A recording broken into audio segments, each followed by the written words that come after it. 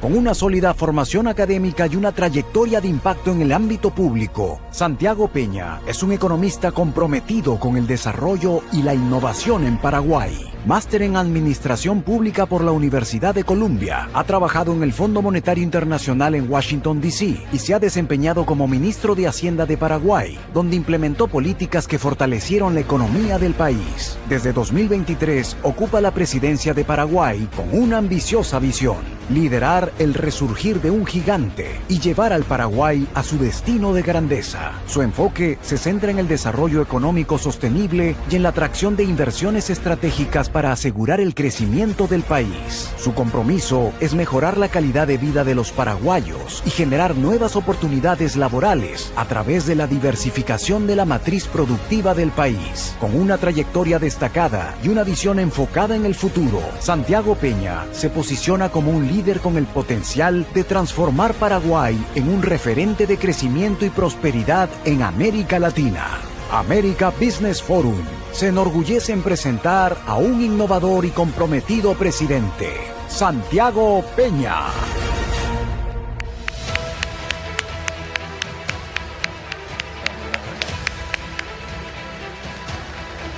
Muchas gracias.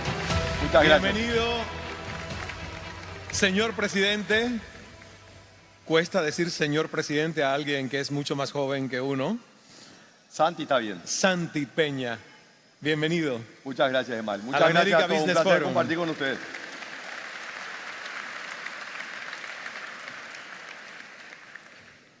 Espero que hayan tomado mucho café. O si no, vamos a tener que entretenerle. No. La conversación con usted, porque anoche lo comprobé, es siempre una conversación que a uno le va a hacer que quiera prestar atención. Tiene ese poder. Yo siento que hay cosas que tienen que ver con la personalidad de un ser humano. Algunas se estudian y se construyen y otras, por mucho que alguien lo intente, no lo logra. Y cuando hay magnetismo, hay magnetismo. Y usted tiene magnetismo. Nosotros somos dos viejos jóvenes conocidos. Esta es nuestra cuarta conversación. Tengo el privilegio de haber visitado Paraguay constantemente en los últimos años, haber conocido a Santi cuando era ministro de Economía, luego volver a conversar con él en su candidatura a la presidencia y luego volver a conversar con él recién electo presidente de Paraguay. Y la verdad tengo que decir de esas cosas que como yo no voto en Paraguay, yo me atreví a decir y a decirle a Santi siendo candidato: tú ganas esta elección. Y lo dije y lo hice y lo siento porque en las 3 entrevistas que tuve sentí congruencia, sentí consistencia, sentí que la persona no había cambiado y lo comprobé anoche cuando nos dimos un abrazo y cuando dije: qué bueno que han pasado 14 meses y sigo sintiendo a la persona que conocí hace años cuando era ministro y luego candidato. Y eso no pasa siempre, porque a veces las posiciones de poder cambian hasta el estado emocional de alguien. 14 meses de presidente, ¿cómo lo vive? ¿Cómo se siente?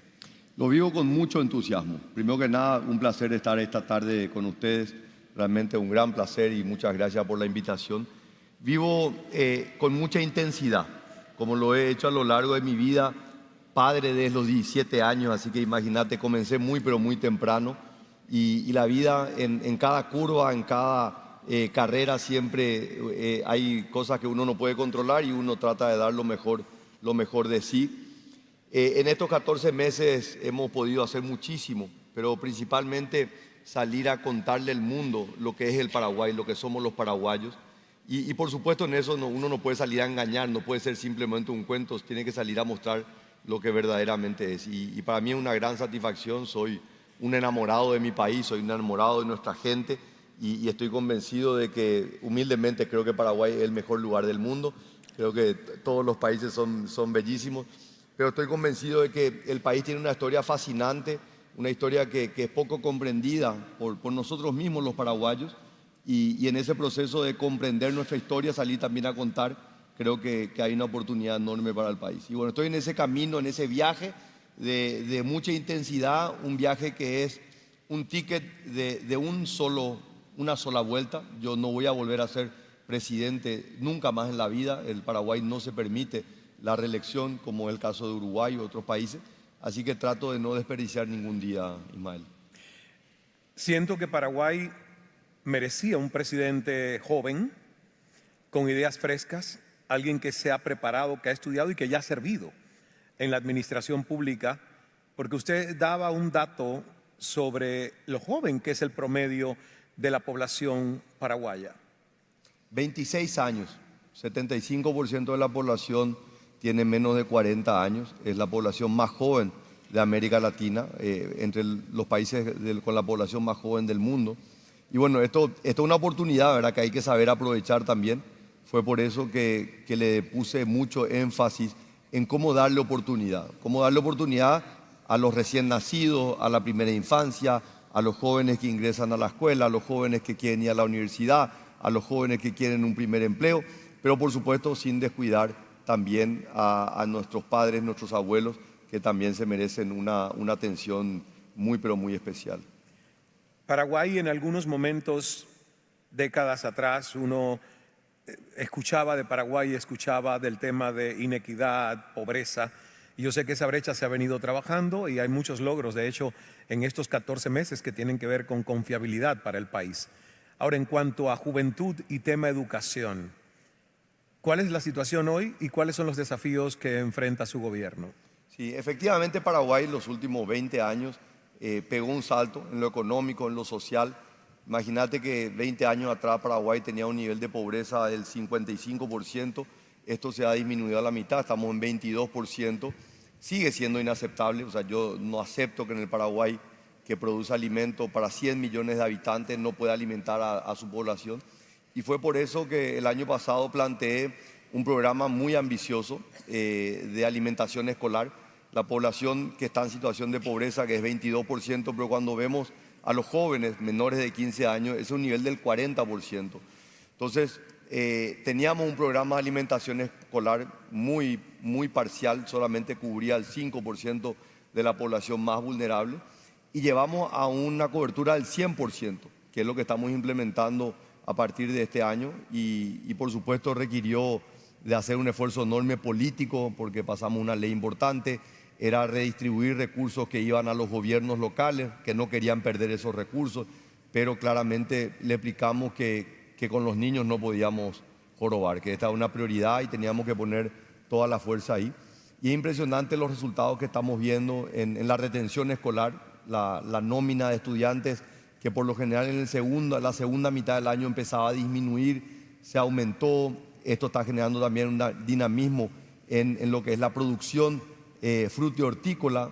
Paraguay, el día de hoy se anunció que después de 40 años Paraguay vuelve a exportar tomates, que era siempre un problema, ¿verdad? Había una baja producción y porque no había un mercado constante. Del momento que planteamos este programa de alimentación escolar, la gente salió, la agricultura familiar campesina empezó a producir en las chacras y hoy estamos exportando, a partir de hoy, exportando tomate después de 40 años que no ocurría algo así. Lo mismo está ocurriendo con el locote, con la papa, con la cebolla.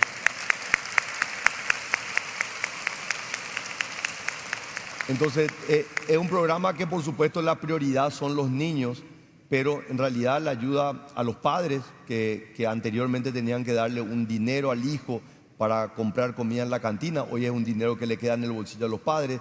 Esto también promueve la agricultura familiar. O sea, tiene una serie de beneficios tremendos y no tengo ninguna duda de que los niveles de aprendizaje van a mejorar de manera sustancial. En política pública no hay una bala de plata que vaya a solucionar todo, pero a veces hay políticas públicas que tienen un efecto muy, pero muy importante y bueno, yo le puse mucho énfasis en la agenda social. Paraguay viene haciendo hace muchos años bien la tarea en materia macroeconómica, tiene un Banco Central independiente, tiene una política fiscal. Hace 2 meses Paraguay fue reconocido con el grado de inversión. No ocurría en el mundo hace 10 años que un país no alcanzaba el grado de inversión. Filipinas fue el último país hace 10 años. O sea, para que Paraguay sea el primer país en 10 años es un motivo de orgullo. Pero la estabilidad macroeconómica, el progreso macroeconómico es una condición necesaria, pero no suficiente para que haya un desarrollo económico y social. Y es en eso donde yo he puesto una atención muy, pero muy importante en estos 14 meses, y es lo que quiero hacer en los próximos años. Liderar, administrar hacia adentro y al mismo tiempo ir hacia afuera para promover al país, que veo que lo está haciendo y es parte de su misión, desde Naciones Unidas hasta varias visitas oficiales a países, es dentro y fuera. ¿Cómo combinar ambas cosas y sobre todo, cómo constituyó su equipo para gobernar? ¿A quiénes escogió?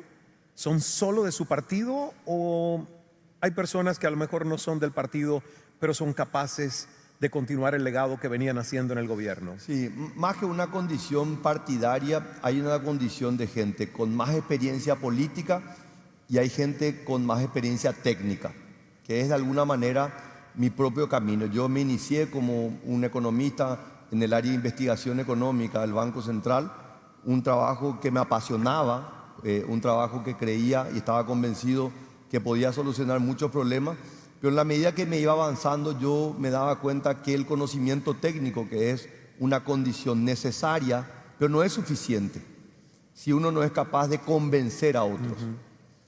Una experiencia que para mí fue fundamental cuando yo era ministro de Economía hace 10 años, me fui al Congreso y hablando con una serie de senadores de mucha experiencia, y yo le decía: señores, no hay secreto para el desarrollo de una nación, ya está todo inventado. Si nosotros seguimos este camino, si nosotros implementamos estas políticas públicas, Paraguay va a ser un país desarrollado. Y un legislador me dijo: muy bien, ministro, ¿y usted cuántos votos tiene? Y yo le decía: no entiendo, ¿cómo cuántos votos tengo? Yo soy ministro. Bueno, le voy a explicar. Usted es ministro de Economía. Quien le confió el cargo es el presidente de la República, una persona. ¿Usted sabe lo que nos costó a nosotros llegar acá? Y usted viene ahora con una linda presentación en PowerPoint y un lindo traje a decirnos lo que nosotros tenemos que hacer. No, señor, eso no funciona así. Salga a la calle, hable con la gente. Cuando la gente le confíe a usted, ahí usted va a poder hacer lo que cree que es bueno para el país. La verdad que fue una lección muy interesante. Él me hablaba obviamente desde un pedestal para darme una lección a un técnico que no sabía realmente de caminar la calle. Y eso para mí fue muy importante. En el 2017 renuncié para candidatarme por primera vez, salí a recorrer el país y me daba cuenta que muchas veces el mensaje no llegaba de la manera correcta.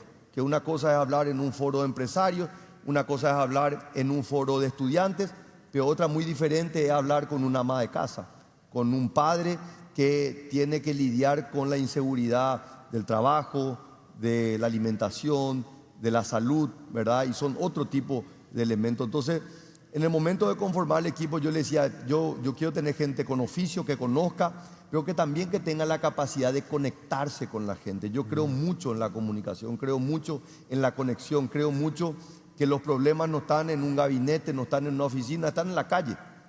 Y cuanto uno más tiempo pasa en la calle, más puede resolver los problemas.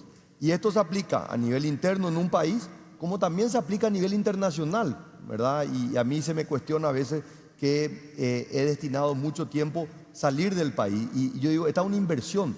Salir a contar del país para mí creo que es fundamental, y esto también ayuda de alguna manera a que los paraguayos nos demos cuenta del gran valor que tiene nuestro país. Entonces, la conformación del equipo es un equipo muy diverso, hombres y mujeres de diferentes antecedentes políticos, técnicos, pero hay una cuestión que es innegociable: el amor al país, la honestidad y el compromiso. Entonces, esto me ha permitido poder conformar un equipo muy, pero muy activo. Traje mucha gente del sector privado.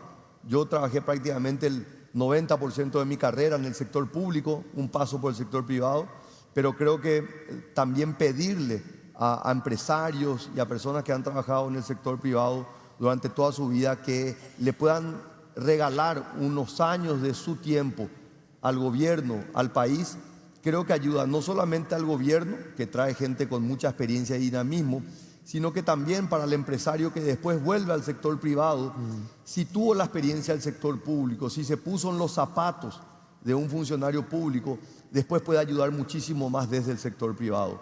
Los países no progresan porque haya un buen presidente o porque haya un buen ministro. El país progresa cuando la sociedad en su conjunto es capaz de perseguir los mismos objetivos.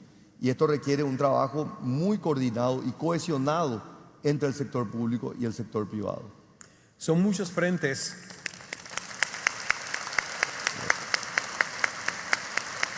Son muchos frentes los que me imagino que, estudiando la realidad de Paraguay, habiendo sido ministro de Economía, luego candidato, o sea, sabe, conoce la realidad y las necesidades. Y quizás todo no se puede hacer a la vez, pero en 14 meses son varios los indicadores ya puestos en marcha y que tienen una incidencia de cambio en el país. Por ejemplo, el plan SUMAR, que es un plan integral contra el consumo de drogas y que involucra a decenas de las instituciones del Estado y la sociedad civil. ¿De qué va el plan SUMAR y cuáles son los resultados que tienen hasta ahora? La historia reciente de Paraguay es una historia donde Paraguay ha hecho algunas cosas, ha hecho muy bien. Es una historia, como yo digo, es una historia parcialmente exitosa. Nosotros, y un poco esto, los rioplatenses, lo que vivimos en este vecindario, sabemos muy bien. Uruguay y Paraguay están en un vecindario donde tenemos dos países muy grandes y que a veces tanto nos quieren que nos abrazan al punto de dejarnos sin oxígeno. Entonces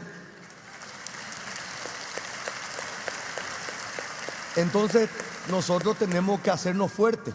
Y Uruguay y Paraguay aprendieron a hacerse fuertes porque a veces teníamos que bailar al ritmo del tango, aunque el tango es uruguayo, y a veces teníamos que bailar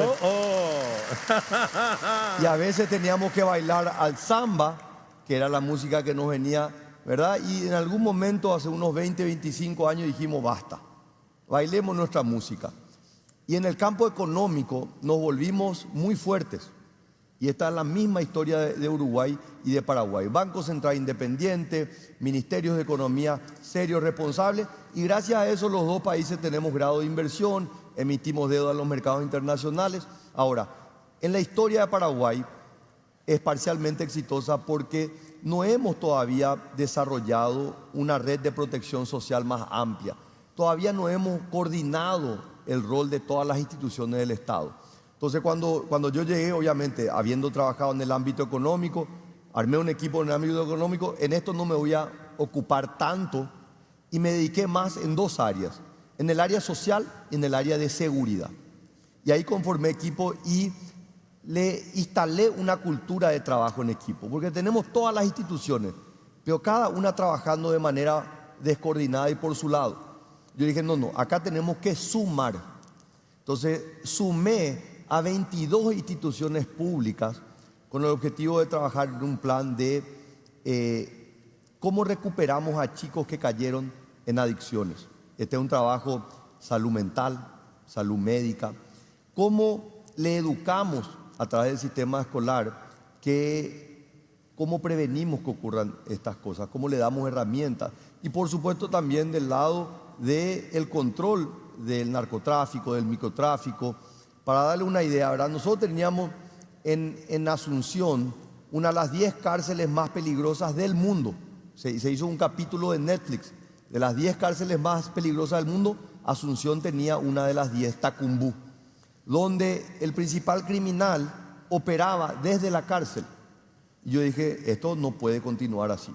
18 de diciembre del año 2023 hicimos un operativo, se llamó el operativo Veneratio, donde 5.000 policías y militares tomaron el control de la cárcel, porque desde la cárcel se promovía el microtráfico, ¿verdad? Entonces también hubo una apuesta en el ámbito de la seguridad.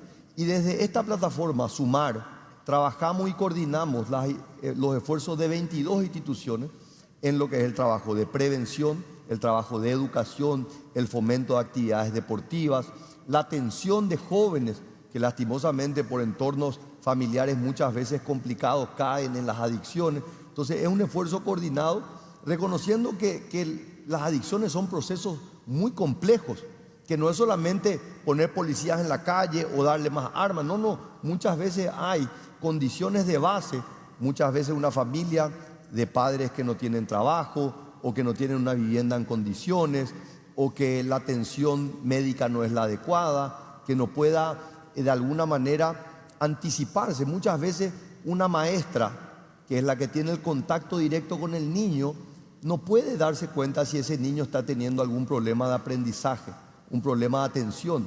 Entonces, ¿qué es lo que hicimos? Le capacitamos a los docentes con una formación básica para que puedan identificar y de alguna manera poder compartir esta información con otras instituciones. Y la verdad que los resultados son muy, pero muy alentadores. Nosotros creemos que le vamos a dar una lucha muy importante a esto, que es un flagelo, ¿verdad? Y la pandemia lastimosamente ha profundizado mucho de estos problemas en los jóvenes principalmente. En el caso de Paraguay, como en muchos otros países, chicos que durante 2 años prácticamente tuvieron una socialización muy limitada, dejaron de ir a la escuela y recién ahora estamos entendiendo las consecuencias que esto ha tenido en muchos de los jóvenes. Con el tema de las drogas y el tema de la corrupción y el crimen organizado alrededor del narcotráfico, siempre me viene una pregunta, y en su caso quiero que la pregunta la responda el presidente desde el deber hacer y el economista, que entiende que hay una ley económica que es oferta y demanda y que nada existe en el mundo si no hay demanda. Sí. Entonces, ¿tiene sentido? ¿Cree que en algún momento un gobierno va a poder acabar con el narcotráfico, el crimen organizado que alrededor de eso administra y distribuye a gente que lo consume cuando hay demanda? Sí. ¿Qué se puede hacer? Nadie puede solo, Ismael, nadie. Yo siempre digo, yo por más que soy presidente de la República, yo no puedo conseguir absolutamente nada yo solo. Tenemos que trabajar en equipo, tenemos que unirnos. Y esto es cierto a nivel interno, dentro de los gobiernos, esto es cierto a nivel de la sociedad, porque cuando conseguimos que las instituciones públicas trabajen de manera coordinada, estas instituciones públicas tienen que trabajar con la sociedad civil, con el sector privado, para unirse. Porque, como su nombre lo dice, el crimen está organizado. Y el crimen organizado es exitoso cuando enfrenta a sociedades desorganizadas, cuando enfrenta a estados desorganizados. Y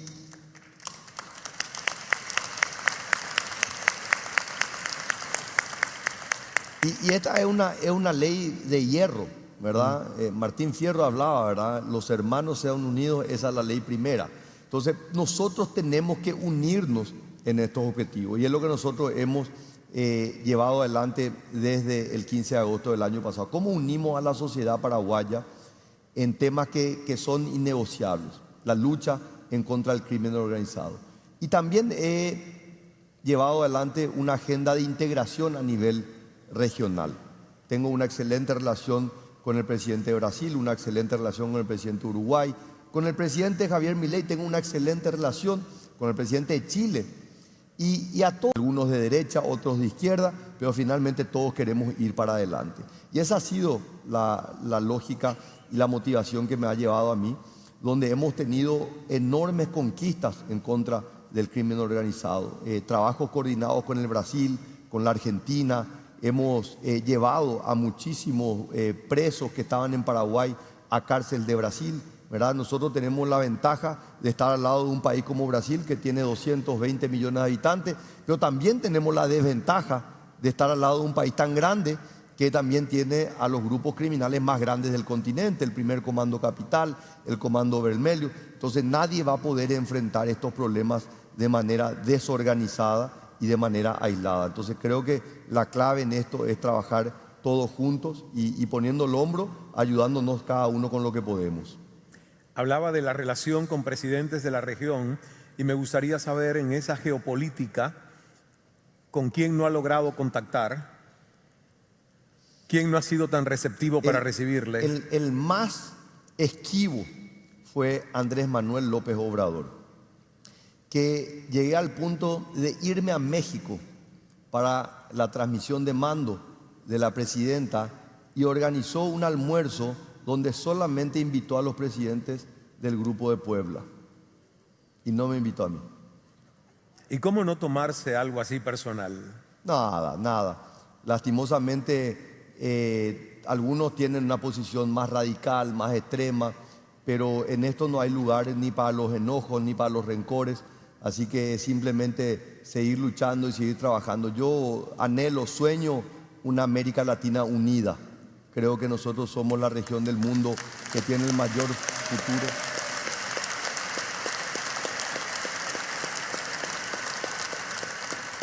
Estoy convencido que nosotros tenemos que creer un poco más en nosotros mismos.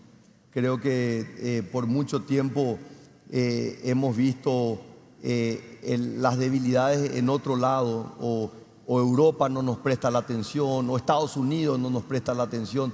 En realidad nosotros tenemos que prestarnos más atención a nosotros mismos. Nuestra fortaleza está acá. Está en Paraguay, en Brasil, en Uruguay, en Argentina, en Chile, en Colombia, en Perú, en Venezuela, donde Paraguay yo tengo una posición muy crítica, ¿verdad? Que Venezuela se merece saber la verdad, quién ganó las elecciones. Todo indica que las elecciones lastimosamente fueron robadas y yo creo que para un país como Paraguay, que vivió 35 años de dictadura, la dictadura más larga de Sudamérica, nosotros tenemos que ser una voz firme e innegociable sobre la democracia, la defensa de los derechos humanos y de las libertades.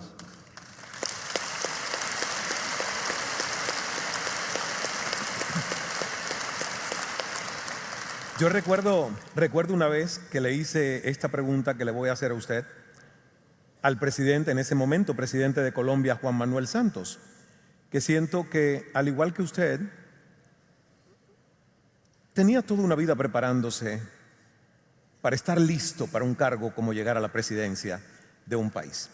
Y cuando uno llega a la presidencia de un país, la diplomacia juega un papel importantísimo porque, aunque roza bastante con la hipocresía, y fue mi pregunta a él me dijo, pero si la hipocresía o la diplomacia rozando con la hipocresía, Ismael, evita que alguien apriete un botón para lanzar un cohete e iniciar una guerra, ¿no valdría la mesa de negociaciones y la diplomacia? Y le dije, tiene toda la razón. Y yo digo esto porque, por ejemplo, tomar partido en un ciclo de violencia a veces no resuelve el tema. Usted como presidente, ¿cómo ve que en política uno toma partido o a favor de Israel o a favor de Palestina? ¿Cuál es su posición en un conflicto como ese, que aparenta lejano en la geografía, pero nos afecta a todos? Porque habla de los seres humanos perpetuando cosas que no tienen sentido siglos después. Sí. ¿Cómo usted maneja cuando le piden opinión sobre temas como estos? Paraguay ha sido probablemente la voz más firme en defensa de la causa de Israel.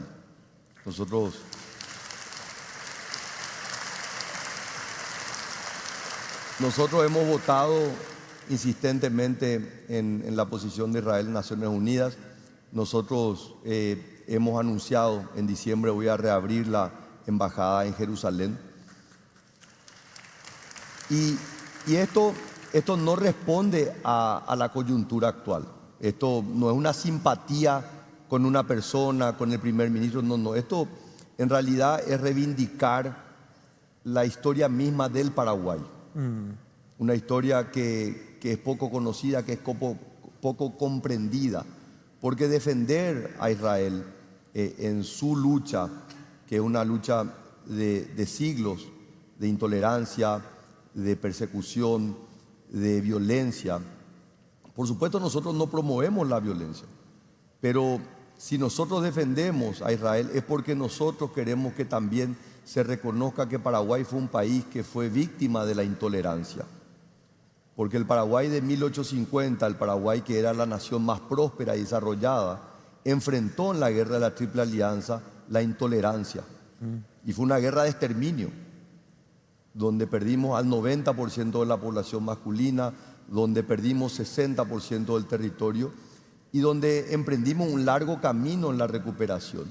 Y yo digo esto no con un ánimo de recriminar, no con un ánimo, porque no hay nada, no hay una fibra en el cuerpo de un paraguayo que pueda reclamar ni a argentinos, ni brasileños, ni uruguayos. Pero nosotros vivimos eso.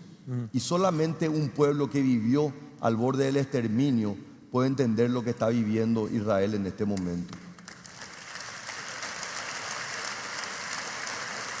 Y de alguna manera también responde a que Paraguay ha sido siempre un país que ha sostenido principios y valores. Paraguay es hoy uno de los 12 países en el mundo que reconoce a Taiwán. Y lo hacemos también en la firme convicción que creemos en la autodeterminación de los pueblos. Nosotros creemos firmemente que si un pueblo quiere ser libre, soberano, independiente, y esto solamente lo puede saber un país que fue el primero en reivindicar su independencia en 1811, y que también nos tocó tener que enfrentar la hostilidad de países vecinos que nos invadieron y que finalmente no querían que Paraguay sea un país libre, soberano, independiente. Entonces nuestras posiciones han sido muy firmes en estos temas, en la defensa de Israel, en la defensa de la posición de Taiwán y la defensa de la posición de Ucrania, donde Paraguay tiene también una historia muy cercana con Rusia, pero nosotros tenemos una responsabilidad moral con Ucrania, porque si nosotros no defendiésemos a Ucrania, sería no reconocerlo a los paraguayos que vivieron esa guerra fratricida hace 160 años, ¿verdad? Entonces es algo muy profundo para nosotros, que nosotros reconocemos que es difícil entender en este mundo donde solamente hay intereses y muchas veces nos olvidamos de los principios y de los valores. Hay mucho que celebrar, sobre todo en temas de energía. Itaipú es crucial para Paraguay y para la región también, y hay un acuerdo histórico con Itaipú bajo su liderazgo. ¿En qué consistió y por qué es tan importante? Itaipú es parte del éxito de la diplomacia para resolver los conflictos. Hace 50 años se firma el tratado entre Paraguay y Brasil, que en realidad lo que buscaba era resolver el límite, dónde terminaba Paraguay y dónde comenzaba Brasil. Nunca se había resuelto después de la guerra de la Triple Alianza. Y finalmente el éxito de la diplomacia fue: construyamos un proyecto que nos vaya a unir. Ante la adversidad, encontremos algo que sea superador. Y firmamos este acuerdo que en ese momento soñó con crear la mayor represa hidroeléctrica de la región y del mundo. 50 años han pasado y sigue siendo la represa más grande del mundo en generación. Pero era una relación claramente desigual. O sea, Brasil es 40 veces el tamaño económico de Paraguay. En materia de población es muchísimo más grande que Paraguay. Y esos pesos y esa diferencia siempre se hicieron valer en las negociaciones. Entonces, cuando fui electo el año pasado, yo pedí reunirme con el presidente de Brasil, quien generosamente me recibió en 3 oportunidades antes de jurar, entre el periodo que había ganado las elecciones y que se iba a hacer el juramento.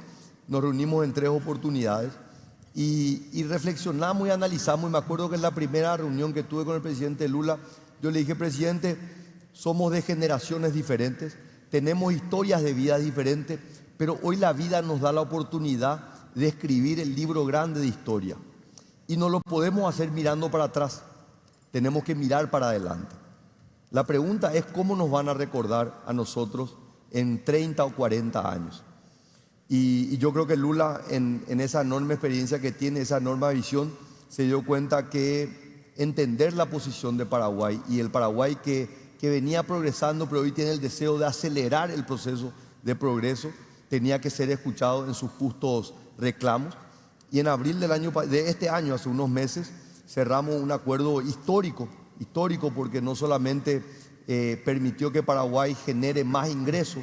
En 3 años nos van a ingresar cerca de $2.000 millones adicionales para inversiones que vamos a hacer en materia de salud, educación, seguridad, infraestructura, sino que también nos permitió ingresar al mercado brasilero de energía para que haya realmente una integración energética muy importante. Y hoy visualizamos nuevos proyectos de inversión de nueva generación de energía eléctrica. Paraguay y Brasil ya son hoy líderes en la integración energética, somos líderes en la producción de energía limpia y renovable, y esto yo creo que también es una gran oportunidad que tiene nuestra región para atraer en esta carrera por la tecnología que está buscando energía limpia, renovable. Creo que esto puede funcionar como un imán para que puedan venir las grandes inversiones, muchas de las cuales ya están viniendo acá a Uruguay y que nosotros deseamos que también puedan mirar a Paraguay como una opción. Me consta que anoche cuando saludó a Natalia de Google, le dijo, te espero en Estoy Paraguay. mirando, Le gustaría, ¿verdad? nos encantaría. Bueno, yo fui en mayo de este año, fui a San Francisco, fui a golpear las puertas de las empresas tecnológicas, así que me fui a hablarles de Paraguay, contarles de este pequeño gigante, es como el Qatar de la energía renovable.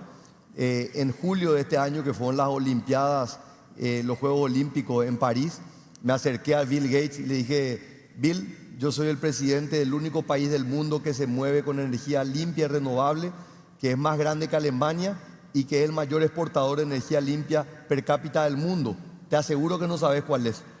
Y se quedó así, no sé cuál es, Paraguay.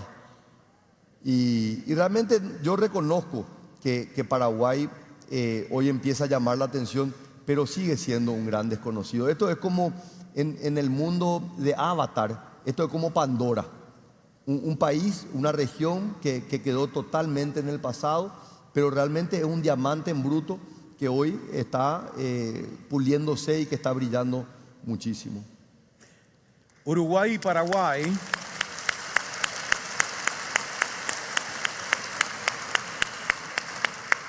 Uruguay y Paraguay no solo están unidos en la geografía, hay cosas que les unen económicamente hablando, por ejemplo, la ganadería. Hay un dato interesante que yo leí sobre Uruguay, no sé si será el mismo en Paraguay, pero que me llamó la atención, que leí que Uruguay tiene más cabezas de ganado que cabezas humanas. Entonces yo dije, wow, qué interesante. Hay más vacas y terneras. Nosotros tenemos 2 vacas por cada habitante. Wow. Entonces ves que hay similitudes, pero la pregunta aquí es, ¿quién tiene mejor carne?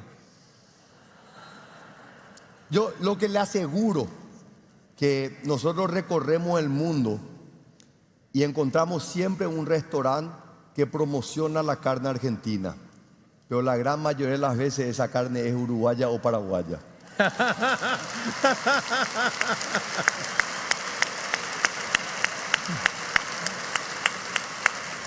Pues entonces ahí está el reto en que hay que hacer un mejor trabajo en promover la calidad de la carne que tanto de Uruguay y Paraguay sale en relación a la fama que tiene, ¿verdad? La carne de Argentina, que como ustedes saben es un gigante que tienen de vecino.